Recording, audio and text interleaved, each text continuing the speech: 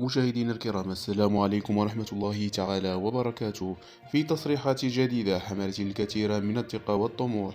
عبر محمد وهبي مدرب المنتخب المغربي لأقل من 20 سنة والفائز سابقا بكأس العالم للشباب عن تفاؤله الكبير بخصوص المشاركة المرتقبة للمنتخب الرديف في بطولة كأس العرب التي ستقام بقطر بين 1 و18 دجنبر المقبل. وأكد وهبي في حديثه لقناة الكأس القطرية أن المنتخب المغربي مرشح بقوة للتتويج باللقب، مرجعا ذلك إلى الجودة العالية التي يمتاز بها اللاعبون سواء على المستوى الفردي أو الجماعي، بالإضافة إلى الانضباط التكتيكي الذي أصبح يميز الكرة المغربية في السنوات الأخيرة.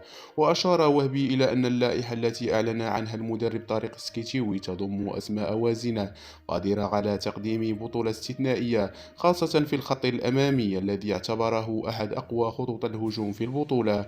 وأوضح أن هذا التنوع الهجومي الذي يملكه المنتخب الرديف سيجعل منه خصما صعبا لأي منتخب عربي. وعن أبرز الأسماء المرشحة للتألق، توقع وهبي أن يكون لقب هداف البطولة بين اثنين من أكثر المهاجمين جاهزية، عبد الرزاق حمد الله وطارق تيسودالي، مؤكدا أن الثنائي يملك حسا تهديفيا عاليا وقدرة على استغلال أنصاف الفرص بطريقة لا يمتلكها إلا كبار الهدافين.